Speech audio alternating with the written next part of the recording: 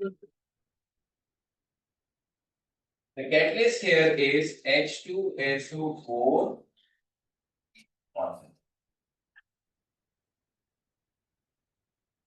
So nature of catalyst is a bit different from the previous one. और इसमें हम heat करते हैं तकरीबन 55 से 60 डिग्री सेल्सियस।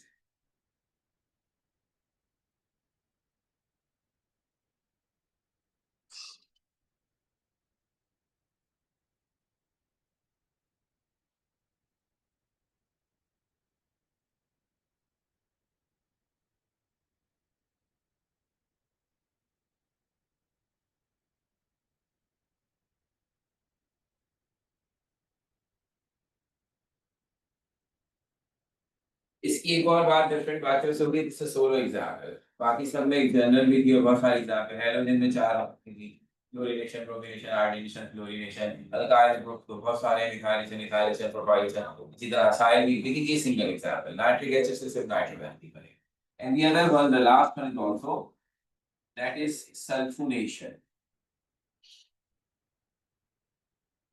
दो जगह आप इसे पढ़ते हैं, जब थ्योरी में इनऑर्गेनिक में सल्फ्यूरिक एसिड पढ़ा था, तो वहां ये रिएक्शन था कि sulphuric acid is a sulphonating agent, और वहां सेम रिएक्शन था।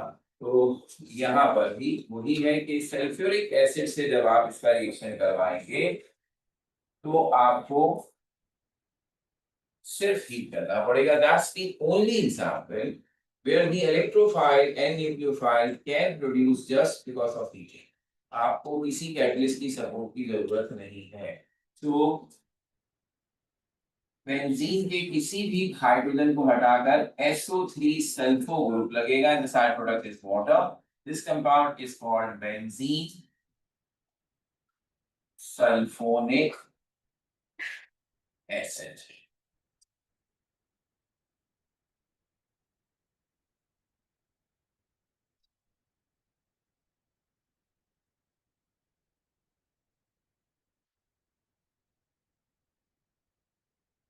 तो अब जैसा मैंने आपसे कहा, इन 5 रिएक्शंस में आपके लिए है इंपॉर्टेंट तरीन बात यही इंफॉर्मेशन, किस सब्स्टिट्यूशन में बेंजीन किस रिएजेंट से रिएक्शन करेगा, उसके नतीजे में कौन सा प्रोडक्ट बनेगा, साइड प्रोडक्ट भी पता हो, और कैटलिस्ट सबसे इंपॉर्टेंट।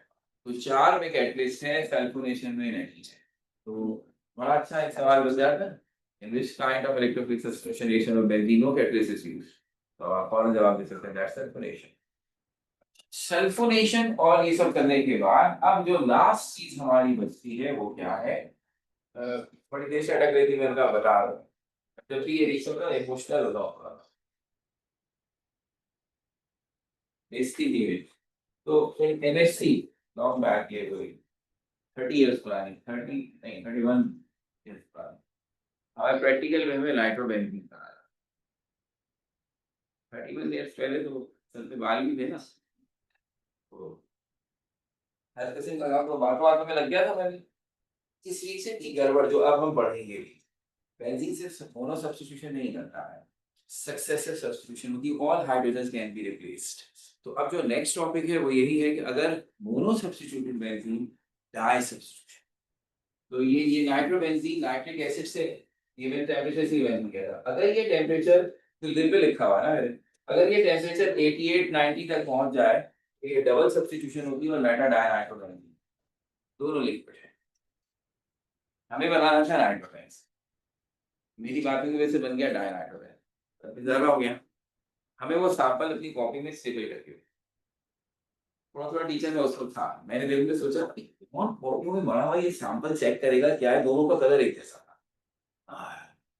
इसलिए नंबर तो मिल गया है, लेकिन उसके कुछ दिनों के बाद जब टीचर से मेरी मुलाकात हुई तो उन्होंने कहा, मुझे सिर्फ इतना कहा, आप ये नाइट्रोबेंजीन का बॉइलिंग पॉइंट कम होता है, बड़े आराम से निकाल लेते हैं। तो मुझे समझ आ गई, तो उन्होंने चेक भी किया है, और सिर्फ बॉइलिंग पॉइंट के फर्क से पता चल रहा था कि ये नाइट्रोबेंजीन है या मेटा डायनाइट्रोबेंजीन, इससे कलर हो गया। तो जब से मुझे नसीब है, टेम्परेचर में भूलता नहीं, 10 लगी है बहुत बड़ा, ऑर्गेनिक इसलिए अच्छी लगी। तो अब यहाँ हम पढ़ेंगे डाई सब्स्टिट्यूशन। डाई सब्स्टिट्यूशन में सबसे इंपॉर्टेंट यही रिएक्शन है, कोई मसला नहीं है। अभी तो ये हो गया फॉर्म, सिर्फ टेम्परेचर चेंज कर देते हैं। जिसकी भी डाई सब्स्टिट्यूशन करेंगे सेम कंडीशन है। सिर्फ इशू ये है कि यहाँ एक लग्जरी आपने अफोर्ड की है, मैं बार बार कहता रहा, कोई भी हाइड्रोजन रिप्लेस कर सकते हैं। और इन ऑल बेंजीन कोई भी हाइड्रोजन हटाकर पहली सब्स्टिट्यूशन लगा दे, कोई फर्क नहीं पड़ता। बेशक आप लिखते ही हैं, आप कहीं भी बना दें, इट्स द सेम थिंग। अगर मैं इसी कंपाउंड को, ये जो मिथाइल बेंजीन है, इसे ऐसे ड्रॉ कर दूं जस्ट टू कंफ्यूज यू, तो बहुत सारे इसे मेटा बेंजीन, क्योंकि उनको लगता है ये पोजीशन में, no this is single methyl, सब मिथाइल बेंजीन, नो प्रॉब्लम। इसका कोई कोई पोजीशन बताने की जरूरत नहीं है, यही कंपाउंड है, ऐसे घूम गया है और ये बन गया, कोई इशू नहीं। इशू कब होगा? जब बेंजीन में दूसरी सब्स्टिट्यूशन होती है। तो चूंकि रिएक्शन तो वही है, तो पढ़ाने की क्या जरूरत? पढ़ाने की जरूरत इसलिए नहीं है कि रिएक्शन होगा कैसे, होगा तो ऐसे ही। पढ़ाने की जरूरत इसलिए कि जो दूसरा ग्रुप है वो किस पोजीशन पे जाएगा। तो the determination of the position of the second substituent group in monosubstituted benzene is called orientation in benzene. तो ओरिएंटेशन इन बेंजीन का मतलब है टू डिटरमाइन और to find out the position of the second group in already substituted benzene, यानी ऐसा benzene जिसमें group already लगा हुआ है, अब दूसरा आ रहा है, तो आप ये फैसला करें कि दूसरे की पोजीशन क्या, दूसरे के आने का तरीका क्या होगा, वो यही है। अगर आपको मैं क्लोरोबेंजीन देकर कहूं कि इसकी सल्फोनेशन करनी है, तो आप ये नहीं पूछेंगे कैसे, सल्फोनेशन तो जैसे होती है वैसे ही करेंगे, सल्फ्यूरिक एसिड से रिएक्शन करवाएं, हीट कर देंगे। इशू है वो सल्फो ग्रुप जाएगा कहाँ, क्योंकि अब इस बात की इंपॉर्टेंस है कि बेंजीन का सेकंड ग्रुप कहाँ लगे। ये अलग अलग तीन ऑप्शन है आपके पास। अगर आप बेंजीन के स्ट्रक्चर को गौर से देखें, तो बेंजीन में अगर एक सब्स्टिट्यूशन ग्रुप लग जाए, तो अब बेंजीन के अंदर तीन पॉसिबल पोजीशन बनती है फॉर द सेकंड। वो इस बेस पर के हम इसको वन मानेंगे, तो इसका फर्स्ट नेबर ये भी हो सकता है, ये भी हो सकता है, this is called position 2। Second neighbour ये भी हो सकता है और ये भी हो सकता है, स्पॉट पोजीशन 3, और इसके बिल्कुल सामने होगी पोजीशन 4। तो अब 2 3 4 तीन पोजीशन है। अब 2 के दो ऑप्शन है, यहां लगे या यहां लगे एक ही बात है, यहां लगे या यहां लगे एक ही बात है, और इस तरह यहाँ। तो अब इसको हम पोजीशन 2 3 4 भी कहते हैं।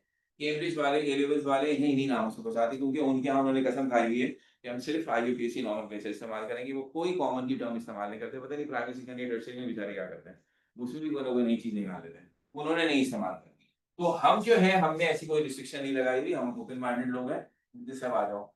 तो हमारे लिहाज से पोजीशन 2 को, यानी अगर ये 1 है तो ये 1 2 पोजीशन जो है ये कहलाती है ऑर्थो, जो 1 3 पोजीशन है ये कहलाती है मेटा, और जो 1 4 पोजीशन है ये कहलाती है पैरा।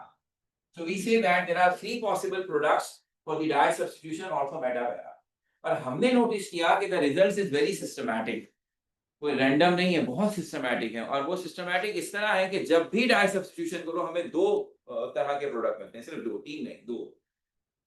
ऑप्शन 1 कि हमें सिर्फ मेटा प्रोडक्ट मिले 100%, और ऑप्शन 2 ऑर्थो और पैरा का मिक्सचर मिले 50-50%। आज तक किसी रिएक्शन में ऐसा नहीं हुआ कि सिर्फ ऑर्थो मिल जाए, सिर्फ पैरा मिल जाए, या ऑर्थो और मेटा का मिक्सचर मिल जाए, नो। तो दो ही ऑप्शन है, या तो हमें ऑर्थो पैरा का मिक्सचर मिलता है ऑलमोस्ट 50-50%, या हमें 100% मेटा मिक्सचर। इसका मतलब ये हुआ कि कोई तो सिस्टमैटिक हिसाब किताब डाई सब्स्टिट्यूशन में है, जो इन दो पर्टिकुलर प्रोडक्ट्स को ही प्रोमोट करता है, और वो सीधा साधा हिसाब बनता है orientation of benzene is simply the determination of position of second electrophile in monosubstituted benzene। तो जैसा कि हमने कहा, देयर आर टू पॉसिबिलिटीज, और उन दो पॉसिबिलिटीज का राज यूं खुला कि हमें मेटा प्रोडक्ट मने मिलेगा या ऑर्थोपैरा का मिक्सचर मिलेगा। It depends upon the nature of the group which is already present in benzene, यानी जो बेंजीन में पहली सब्स्टिट्यूशन करके ग्रुप आएगा, वो ये डिसाइड करेगा कि सेकंड वाले को कहां भेजना है।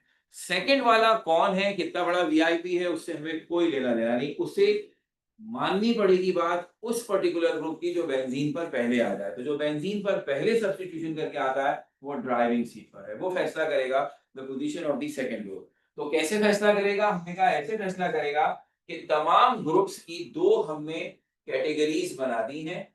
एक कहलाती हैं ऑर्थो पैरा डायरेक्टिंग ग्रुप्स और एक कहलाती हैं मेटा डायरेक्ट। नाम से समझ में आ रहा है, यानी वो ग्रुप्स जिनकी ये हैबिट है कि वो इनकमिंग ग्रुप को मेटा पर भेजेंगे और वो जिनकी हैबिट है कि हर इनकमिंग ग्रुप को ऑर्थो और पैरा पर बराबर बराबर भेजते हैं। तो इस हिसाब से ऑर्थो पैरा डायरेक्टर्स या ऑर्थो पैरा डायरेक्टिंग ग्रुप्स और दूसरा हुआ मेटा डायरेक्टिंग ग्रुप्स।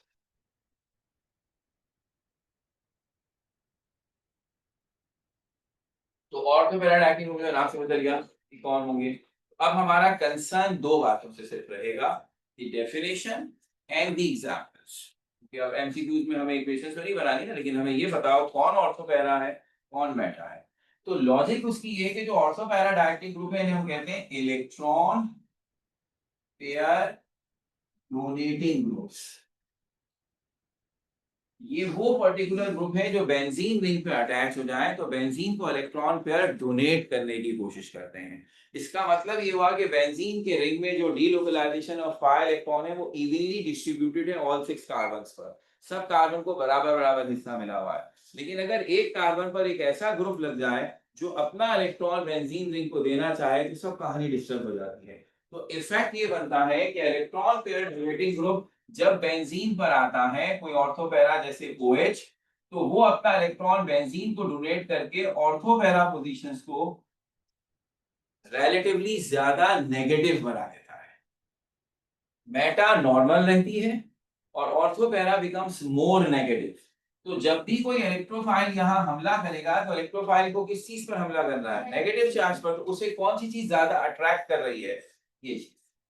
हम कहते हैं बिल्कुल ऐसी मिसाल है कि आप समझे बेंजीन एक टेबल है जिसमें 6 कुर्सियां रखी हुई हैं। ये अंकल जो पहले आ गए उन्होंने खाने पीने की चीजें इन 3 टेबल कुर्सियों के सामने रखी। अगर आप आएंगे तो कहाँ बैठेंगे? चल बात है ना, जिसके सामने खाना पीना रखा होगा आप उसी कुर्सी को जीत के बैठेंगे। जिसके सामने कुछ नहीं रखा हुआ, केले के छिलके रखे हुए हैं तो बात तो नहीं जाएंगे। तो ये दैट अट्रैक्ट्स बेंजीन इलेक्ट्रोफाइल।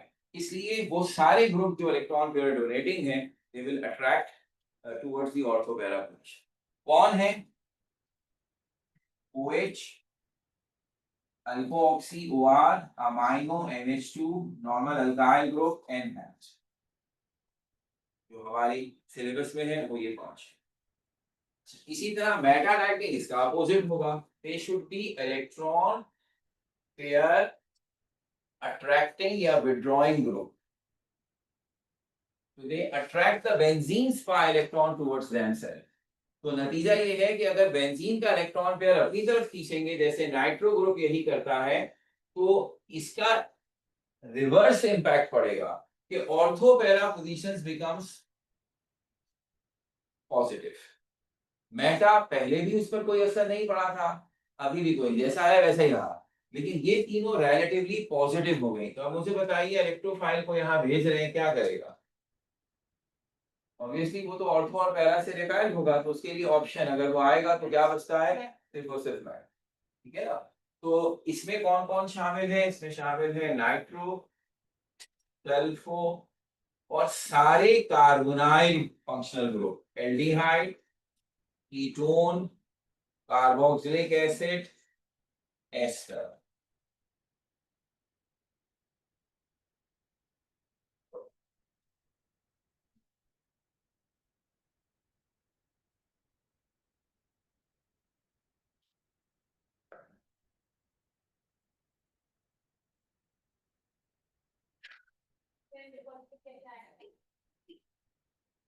क्यों नहीं पड़ता? तो मैं क्या करें, टाइम ना करना है, मतलब बहुत अच्छी लग रही है। चलो कुछ आओ सुनते हैं। आप काम ही जानबूझ के ऐसी बातें करते हैं आगे बढ़ते हैं। बहुत अच्छी चीज है लेकिन ये थ्योरी है, अब इसकी जरूरत नहीं, लेकिन सुनिए मजा आएगा। बेंजीन को ऐसे बनाते हैं, ठीक है? मैंने आपसे कहा कि electron donating group, electron withdrawing group. इसकी निशानी है कि जो एटम बेंजीन के साथ लगेगा वो कौन सा पोल है, पोलर मॉलिक्यूल है ना। तो वो नेगेटिव है या पॉजिटिव। सपोज ये नाइट्रो ग्रुप है, तो नाइट्रो ग्रुप का नाइट्रोजन पार्शियल पॉजिटिव, क्योंकि ये किसके साथ लगा हुआ है, oxygen is the second most electronegative atom. Oxygen के सामने सिर्फ फ्लोरीन की चलती है और किसी की नहीं चलती, तो ये पॉजिटिव है। अब अगर ये पॉजिटिव है तो आप ही कहेंगे ना यहाँ फालतू के इलेक्ट्रॉन फिर रहे हैं, बाय इलेक्ट्रॉन, और ये पॉजिटिव है तो उसे क्या करना चाहिए, it will try to attract the electron. तो ये जो पाई बॉन्ड है ये इसे अपनी तरफ अट्रैक्ट करेगा, तो जब ये इसे अपनी तरफ अट्रैक्ट करेगा तो ये पूरा पाई बॉन्ड इन दोनों के बीच में आने की कोशिश करेगा। जब ये पूरा पाई इलेक्ट्रॉन इधर आ गया, यानी एक इलेक्ट्रॉन इस कार्बन का था, एक इलेक्ट्रॉन इस कार्बन का, दोनों इसने छीन लिए, तो नुकसान किसका हुआ, इस कार्बन का। इस बेचारे का इलेक्ट्रॉन चला गया, तो इसे पॉजिटिव होना चाहिए। ठीक होगी बात। फिर आपको याद आएगा जो आपने मैकेनिज्म पढ़ा था उसमें ये रेजोनेंस स्ट्रक्चर बनते थे। अब ये वाला इस प्लस चार्ज की तरफ भागेगा तो प्लस चार्ज यहाँ आएगा, ये वाला इसकी तरफ भागेगा तो प्लस चार्ज यहाँ।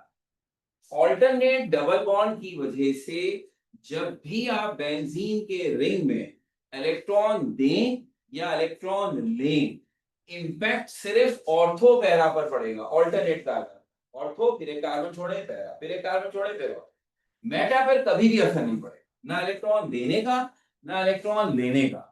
जो भी इंपैक्ट पड़ेगा ऑर्थो पैरा, तो इलेक्ट्रॉन डोनेटिंग होंगे वो इन दोनों को नेगेटिव कर देंगे, इलेक्ट्रॉन विड्रॉइंग होंगे वो इन दोनों को पॉजिटिव कर देंगे। बेटा बेचारा कुछ भी नहीं करता, वैसे ही बैठा रहता। तो उसका इंपैक्ट ये बन गया कि एक ने इलेक्ट्रोफाइल को वेलकम किया, एक ने इलेक्ट्रोफाइल को धक्का दिया। इसके दो इंपैक्ट होते थे। आपकी आसानी ये हो गई कि दूसरा वाला आप सिलेबस से निकाल दिया है। ओरिएंटेशन में दो चीजों का इफेक्ट होता था, एक तो ये पोजीशन का जो आपने पढ़ लिया, एक होता था रिएक्टिविटी, कि बेंजीन जब एक पर्टिकुलर ग्रुप अपने साथ अटैच करता है तो वो या तो बेंजीन को ज्यादा रिएक्टिव बना देता है या बेंजीन को लेस रिएक्टिव बना, उसकी रिएक्टिविटी में भी फर्क पड़ता है। जो ऑर्थो पैरा होते हैं ये बेंजीन को ज्यादा रिएक्टिव बना देते हैं, because they increase the negative charge. Benzene substitution करने में और जल्दी करेगा क्योंकि उसके कार्बन पर ज्यादा एक्स्ट्रा नेगेटिव चार्ज आ गया। वो इलेक्ट्रोफाइल जो पैदल चल के आता था वो भागता हुआ आएगा because of the negative charge, और ये बेंजीन को डल कर रहा है, स्टेबल कर रहा है, और इसकी सब्स्टिट्यूशन बहुत मुश्किल से होगी बिकॉज तीन जगहों से धक्के पड़ रहे हैं। तो बड़ा मुश्किल है बीच वाले के बीच में आना। ये दो जगह का रिपेल को देखते हुए बीच में कोई आ जाए तो जो सेकंड सब्स्टिट्यूशन मेटा डायरेक्टर करवाता है वो हमेशा मुश्किल से होती है, और वो डीएक्टिवेट कर रहा है बेंजीन रिंग को, लेस एक्टिव बना रहा है। तो ये जो एक्टिवेशन वाला फैक्ट था वो अब नहीं है, तो इसलिए हमने वो उसको डिस्कस नहीं किया। ये चैप्टर हो गया हाइड्रोकार्बन, सबसे बड़ा हमारा ऑर्गेनिक का चैप्टर है। हम अभी जाते हुए आपको एक असाइनमेंट देंगे, उसमें इससे रिलेटेड पूरी चैप्टर से रिलेटेड कुछ क्वेश्चंस हैं, आप पहले ट्राई करेंगे और हम नेक्स्ट सेक्शन में उसके आंसर्स के साथ एक्सप्लेन करेंगे। ठीक है, द नेक्स्ट इज, अब यूं समझिए मैंने इसलिए कहा ये सिर्फ हमारे लिए फॉर्मेलिटी है कि हम नंबर चैप्टर का चेंज कर रहे हैं और आगे बढ़ रहे हैं। इन actual this is the same topic. अब हमने पढ़े हाइड्रोकार्बन्स, जैसे नॉमेनक्लेचर में किया था। अब इन हाइड्रोकार्बन्स में कोई नया मेहमान लाइए, कार्बन और हाइड्रोजन के अलावा कोई नया एटम लेकर आइए। तो हमने सिंपल से शुरू करना है। एटम हमारे पास कौन कौन से सिलेबस में, हेलोजन, ऑक्सीजन, नाइट्रोजन। तो वैलेंसी को देखते हुए जो सिंगल वैलेंसी वाला है उसको समझना ज्यादा आसान है as compare to double valency, तो इसलिए पहले लाए हेलोजेंस। तो हेलोजेंस अगर आ जाए तो क्या कहलाएंगे, अल्काइल हैलाइड्स। किताब में आपके ये चैप्टर नंबर 6 था और इसमें थे अल्काइल हैलाइड्स और अमाइंस। हमने अमाइंस की केमिस्ट्री पढ़ी थी, लेकिन पीएमसी में अमाइंस की केमिस्ट्री नहीं है, तो हम सिर्फ अल्काइल हैलाइड करेंगे। एक कंट्रोवर्सी है, हम उसका कुछ बीच का इलाज निकालेंगे। बहुत केयरफुली इस दफा उन्होंने थोड़ी डिटेल दी है अपने सिलेबस में, और इस डिटेल में बहुत क्लियरली मेंशन हो गया है कि आप अल्काइल हैलाइड्स में ग्रिग्नॉट रिएजेंट नहीं पढ़ेंगे। आप ग्रिग्नॉट रिएजेंट नहीं पढ़ेंगे, लेकिन आगे इस तरह फंसते हैं कि जब हम कार्बोक्सिलिक एसिड और एल्डिहाइड्स पढ़ते हैं उनकी प्रिपरेशन में भी ग्रिग्नॉट रिएजेंट आता है, और उधर आपके सिलेबस में सिर्फ ये लिखा है प्रिपरेशंस। कौन सी preparations, mention it means your book की प्रिपरेशन, उसमें तो ग्रिग्नॉट रिएजेंट आएगा। तो हमें बहरहाल ग्रिग्नॉट रिएजेंट को थोड़ा सा टच जरूर एहतियातन करना चाहिए, इनके ऊपर भरोसा नहीं करना। ठीक है ना, तो इसलिए मैं इसको बिल्कुल नहीं एलिमिनेट करूंगा, लेकिन उसके बारे में थोड़ी सी बातें जरूर करेंगे।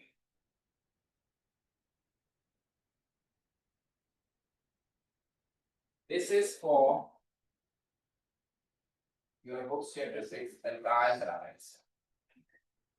अब ये बातें नॉमेनक्लेचर के वर्क से की थी, इससे हमें पता है the general representation of this family is R X. The compounds जो कब बनते हैं, अगर एल्केन में से एक हाइड्रोजन रिप्लेस करके हेलोजन लगा दिया जाए। इनका जनरल फॉर्मूला CnH2n+1x। और इनके लिए जाहिर सी बात है, ऐसे भी कंपाउंड में दो हेलोजन होते हैं, तीन होते हैं, बहुत सारे होते हैं, कोई मसला नहीं है। डबल बॉन्ड की तरह का हिसाब नहीं है कि डबल बॉन्ड में हमने और ट्रिपल बॉन्ड में हमने कहा था कि limited double bond triple bond exist करते हैं। ऐसा नहीं है कि आप हैं इस कंपाउंड में 10 डबल बॉन्ड में, वो कागज पे तो बना सकते हैं, इन रियलिटी वो नहीं कंपाउंड एग्जिस्ट करते, क्योंकि डबल बॉन्ड्स कंपाउंड को अनस्टेबल करते जाते हैं। लेकिन हेलोजन से आगे कोई इशू नहीं। जितने ज्यादा हेलोजिनेटेड कंपाउंड होंगे वो हो भी सकते हैं, और उनके बहुत जबरदस्त फायदे हैं। तो एक सिंपल फायदा एक बनाया था हमने, बेंजीन के अंदर क्लोरीन ऐड किया था तो हेक्साक्लोरो बेंजीन 1 2 3 4 5 6 हेक्साक्लोरो बेंजीन, इसको शॉर्ट में कहते हैं हेक्साक्लोर। बहुत ही जबरदस्त पेस्टिसाइड है, कीड़े मारने वाली दवाएं होती है ना, वो उनकी एफिशिएंसी बढ़ती है अगर उसमें ज्यादा क्लोरीन या हेलोजेंस मौजूद। तो इसलिए ये कंपाउंड मल्टीपल इसके बनते हैं। लेकिन जब आप थ्योरी पढ़ते हैं तो ऑप्शन इसके पहले सिंपल वाला पढ़ें, ऐसे हेलोजेंस अल्काइल हाइड्स के बारे में पढ़ें जिसमें एक हेलोजन आता हो। तब आप एक हेलोजन का बिहेवियर समझ पाएंगे, रिएक्शन समझ पाएंगे, तो फिर मल्टीपल की जब कभी भी जरूरत पड़ेगी तो वो समझना आसान होगा। तो इसलिए हम स्ट्रिक्टली सिर्फ उन हेलोजन अल्काइल हाइड्स की बात कर रहे हैं जिसमें एक हेलोजन है। तो उसकी क्लासिफिकेशन में बहुत अहम कॉन्सेप्ट जो हमें देना है वो क्या है? क्लासिफिकेशन अल्काइल हाइड्स की हो रही है इस बेस पर, on the basis of nature of carbon with which halogen is attached। Nomenclature में आईयूपीएसी वालों ने तो हर कार्बन के नंबर लगा दिए, और उससे हमारे लिए बड़ा आसान हो गया ये फैसला करना कि हेलोजन किस नंबर के कार्बन पे लगा है। लेकिन कॉमन नेमिंग ने नंबरिंग नहीं की। कॉमन नेमिंग की थॉट ये थी कि केमिकल कंपोजिशन के हिसाब से सोचें कि कार्बन की चेन के क्या सारे कार्बन डिफरेंट होते हैं। तो उन्होंने जो सोची उसके हिसाब से the properties of carbon depends upon कि उसने अपनी चार वैलेंसीज को कैसे यूटिलाइज किया है। उस बेस पर उन्होंने कार्बन की तीन कैटेगरीज बनाई, जिनको कहा प्राइमरी, सेकेंडरी, टर्शियरी। तो उसके हिसाब से अल्काइल हैलाइड्स भी प्राइमरी, सेकेंडरी और टर्शियरी बने, कि अगर हेलोजन प्राइमरी कार्बन से लगेगा तो प्राइमरी अल्काइल हैलाइड, सेकेंडरी से लगेगा सेकेंडरी अल्काइल हैलाइड, टर्शियरी से लगेगा टर्शियरी अल्काइल हैलाइड। तो अब हमारे लिए क्वेश्चन से फिर रह गया कि what is primary, secondary and tertiary carbons, उसी हिसाब से अल्काइल हैलाइड्स बनेंगे। तो ये क्लासिफिकेशन में आया प्राइमरी और 1 डिग्री अल्काइल हैलाइड। तो इसका मतलब है कार्बन जिसकी वैलेंसी है 4, अगर उसके साथ हेलोजन लगा है तो अब उस कार्बन की तीन वैलेंसियां रह गई। अब इस बेस पर कि ये रिमेनिंग तीन वैलेंसीज किसने ली हैं, हम इसकी नेचर डिसाइड करेंगे। तो अगर इन तीन वैलेंसीज में एक अल्काइल ग्रुप हो और दो हाइड्रोजन, तो ऐसा कार्बन प्राइमरी कार्बन कहलाता है, और इस अल्काइल हैलाइड को हम इसी नस्बत से प्राइमरी अल्काइल हैलाइड कहते हैं। तो ये कार्बन होगा 1 degree carbon. The carbon which is further attached with two hydrogen and one alkyl group। 1 degree का लफ्ज कहने की लॉजिक है how many alkyl groups are attached with carbon, तो इस 1, तो इसलिए ये 1 डिग्री। अब इससे हमें खुद ही अंदाजा हो गया कि what should be secondary और 2 degree alkyl halides। So it must be the one where halogen is attached with carbon which is further attached with two alkyl groups and one hydrogen। तो ऐसा कार्बन जो दो alkyl groups के साथ attach हो उसको हम कहते हैं 2 degree carbon, and the alkyl halide is means we call 2 degree alkyl halide, secondary alkyl halide. तो फिर खुद ब खुद टर्शियरी अल्काइल हैलाइड या 3 डिग्री अल्काइल हैलाइड बनते हैं ऐसे कि the carbon which is attached with halogen is further attached with 3 alkyl groups and no hydrogen।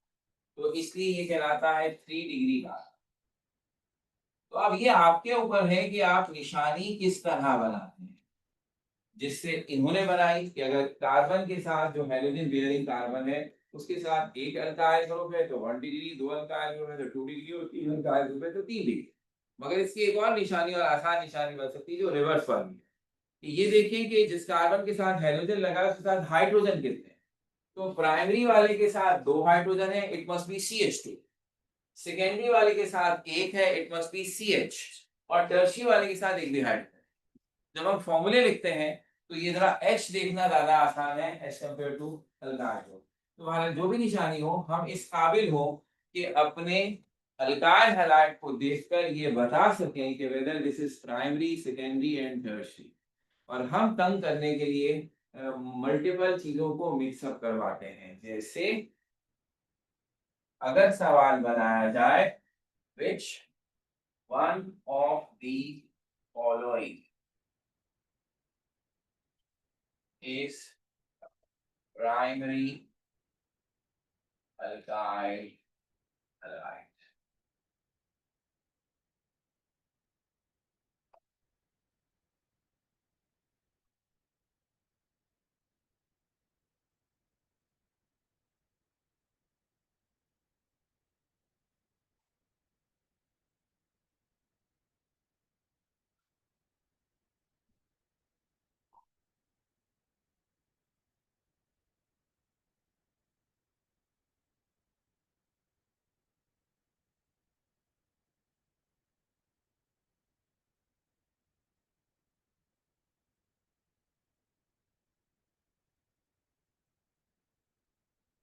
बहुत सारी चीजें एक साथ से आपका वो कॉन्सेप्ट जो IUPAC नॉमेनक्लेचर के साथ है, आपका वो कॉन्सेप्ट जो कॉमन यूनिट के साथ है, और फिर वो जो भी आपने क्लास एडमिशन में पढ़ा। You need to draw the structure of all four in order to understand कि whether it is primary, secondary और टर्शियरी।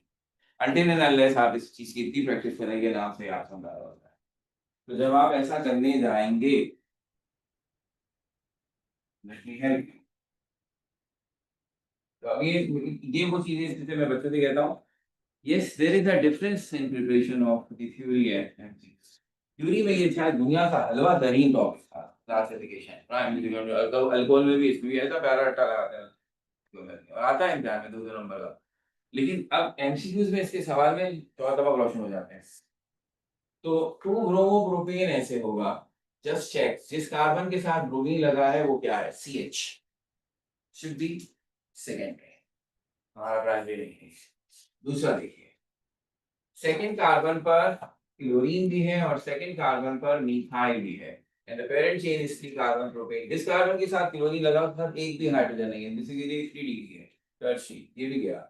आइसोप्रोपाइल अब अगर हमें याद आ जाए, दिस इज आइसोप्रोपाइल आयोडाइड। जिस कार्बन के साथ आयोडीन लगा हुआ है वो CH है, दैट मींस ये भी प्राइमरी नहीं है। आइसोब्यूटाइल कैसे बनाते हैं, आइसोब्यूटाइल ऐसे बनाते हैं और उसके साथ ब्रोमीन लगाइए। अब नाम में ऐसी कंफ्यूजन डाल दी हमने आइसो लिखकर, लेकिन अगर हमने स्ट्रक्चर बनाया तो हमको पता लगा ओहो ये तो जिस कार्बन के साथ ब्रोमीन लगा है इट्स CH2 प्राइमरी। तो हमारा जवाब है, तो बगैर स्ट्रक्चर बनाए तो एक ग्लास में देख के किसी को नहीं पता लगता कि क्या है। तो प्राइमरी, सेकेंडरी, टर्शियरी पहचानने के बाद यही क्लासिफिकेशन अल्कोहल में भी है। 2 जगह है, कहने को तो 3 जगह थी, मगर तीसरी वाले का कॉन्सेप्ट डिफरेंट भी है और वो हमारे सिलेबस में नहीं। अमाइंस में प्राइमरी, सेकेंडरी, टर्शियरी अमाइन उनका बिल्कुल डिफरेंट लगता है, वो नाइट्रोजन की बेस पर है, उसमें कार्बन नहीं, तो वो इसके बिल्कुल डिफरेंट है और वो है भी नहीं। अब तो इसकी तो बात ही खत्म हो गई। लेकिन अल्कोहल और अल्काइल दोनों प्राइमरी, सेकेंडरी, टर्शियरी होते सेम। अल्कोहल में बस हेलोजन की जगह पर OH लगा दें, तो अगर प्राइमरी से लगाओ तो प्राइमरी अल्कोहल, सेकेंडरी से लगाओ तो सेकेंडरी अल्कोहल, टर्शियरी से लगाओ तो टर्शियरी। तो सेम चीज हमारे वहां पे। अल्काइल हैलाइड्स में फायदे कुछ हैं हमें, और वो ये हैं कि जब हम बात करेंगे प्रिपरेशंस की तो हमने इसकी कुछ प्रिपरेशंस पहले की पढ़ रखी। 2 अल्कीन्स की हैलोजिनेशन फ्री रेडिकल मैकेनिज्म, उससे अल्काइल हैलाइड बना। और जो अभी अल्कीन में हमने पढ़ा एडिशन ऑफ हैलोजन एसिड, उससे भी अल्काइल हैलाइड बना। तो ये 2 वो रिएक्शंस हैं जो हम ऑलरेडी पढ़ चुके हैं, हम दोबारा जस्ट कोट कर देंगे ये भी है। लेकिन जो नया रिएक्शन है उसकी भी इंपॉर्टेंस इस लिहाज से 0 है कि वो है अल्कोहल से अल्काइल हैलाइड कैसे बनते हैं। वो रिएक्शन अल्कोहल में भी आएंगे। तो अगर कोई बच्चे ने हाइड्रोकार्बन्स पढ़ा है और अल्कोहल पढ़ा है तो समझे अल्काइल हैलाइड तो वैसे ही होंगे, क्योंकि तीनों मेथड्स ऑफ प्रिपरेशन 2-2 जगह पर मौजूद है। ये वो चीज है जो ये सिर्फ फायदा नहीं है कि आपके यहाँ रिएक्शन कम हो गए, नहीं नहीं नहीं नहीं, मैं इसका फायदा ये उठाता हूँ जब ये दूसरी दफा आए तो ये मैं याद दिला रहा हूँ, ये आपको याद आ जाना चाहिए, तब फायदा है। यानी जब हम कहें कि ओके एल्कीन से अल्काइल बनता है तो आपके दिमाग में फौरन हाँ सर बनता है हेलोजन एसिड, लेकिन अगर वो मुझे बताना पड़ रहा है तो समझिए वो पहली दफा पढ़ रहा है, फायदा खत्म हो गया। क्योंकि अब आप भी पहली दफा नहीं पढ़ रहे हैं ये सब चीजें, आप भी दूसरी दफा पढ़ रहे हैं, तो ये ना कहें कि अभी तो पढ़ाया था तो हमें कैसे याद हो जाए, अभी नहीं पढ़ाया था, आप एक इम्तिहान दे चुके हैं, तो अब तो आपको ये होना चाहिए कि यस ये तो हम फौरन कर सकते हैं। Environment। तो अब मैं जल्दी से लिखूं अगर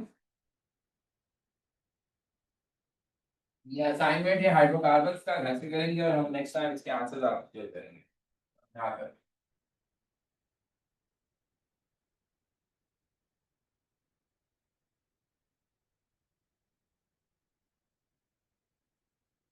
तो जो हो चुके वो हैं हेलोजिनेशन ऑफ एल्कीन्स, इसलिए हमें नहीं भूलना चाहिए क्योंकि इस रिएक्शन को इवन इस सेशन में भी बड़ी तफसील से पढ़ा गया क्योंकि इसके साथ फ्री रेडिकल मैकेनिज्म है ना, और यहाँ हमें उसकी नहीं सिर्फ इस बात की जरूरत है कि एक हाइड्रोजन हट जाए तो अल्काइल है। इसी तरह addition of halogen acid in alkene that was also in quite detail, ऐसा नहीं था रिएक्शन शुरू हुआ और खत्म हो गया, हमने इसमें आपको ये भी बताया था कि सारे हेलोजन एसिड डबल बॉन्ड में ऐड होते हैं तो कौन तेज कौन स्लो, और इसी में हमने मार्कोनी का रूल पहली दफा पढ़ा था, तो that was also in quite detail. If you have alkene and halogen acid is going to be added, the result is alkyl halide।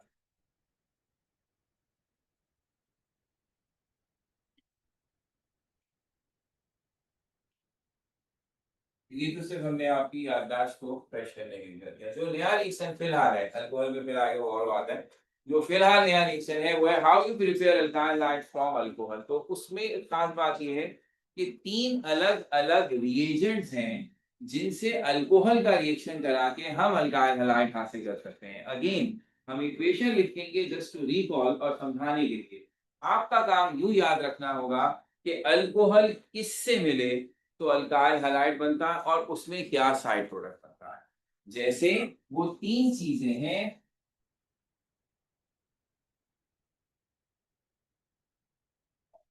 so this is the preparation of alkyl halide from alcohols। The first one is from HX, halogen acid. So alcohols if react with halogen acids they form alkyl halide and more simple। सारे halogen acids के साथ reaction हो जाए, खास तौर पर यहाँ example में हम अलग से बता रहे हैं if you have alcohol like methanol and the halogen acid is HCl, then you should use zinc chloride as a catalyst to form chloromethane and water। कोई और हेलोजन एसिड लेंगे तो हमें इसकी जरूरत नहीं है, सिर्फ HCl के लिए। वैसे खास तौर पर कोट इसलिए कर रहे हैं कि the mixture of HCl and zinc chloride is called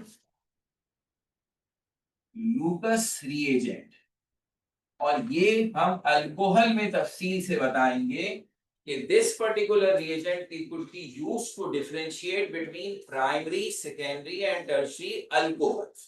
तो क्योंकि ये अल्कोहल्स का है इसलिए वहां बताएंगे, लेकिन यहाँ ये बता देना जरूरी है कि the speciality of this particular example is here we are using Lucas reagent। तो कम से कम ये तो पता चल जाएगा कि Lucas reagent is a mixture of HCl and zinc। Second वाला है from phosphorus ट्राइहलाइड, और यहाँ अगर किसी भी अल्कोहल ने pH3 से रिएक्शन किया so 3 moles of alcohol gonna react with pH3 to form 3 moles of alkyl halide और साथ में H3PO3 बनता है called phosphorus acid। H3PO4 होता है phosphoric, ये है phosphorus एसिड है। और सबसे आखिरी है from SOX2 थायराइल हैलाइड, और अगर ये अलग अल्कोहल से रिएक्शन करे तो अल्काइल हैलाइड बनता है, HX बनता है और SO2 गैस बनती है। इंपॉर्टेंट चीज ये है कि इस रिएक्शन में पाइरिडीन कैटलिस्ट के तौर पर इस्तेमाल होता है।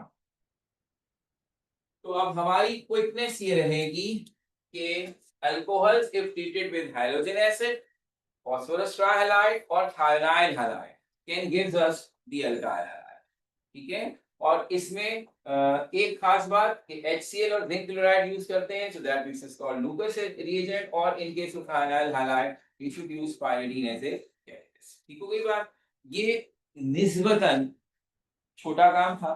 इस चैप्टर की सबसे अहम बात और वही अब हम पढ़ेंगे इंशाल्लाह next time. It is the reactions which are substitution nucleophilic reactions of alkyl halides, SN reactions कहलाते हैं, एंड एलिमिनेशन रिएक्शन। और इन दोनों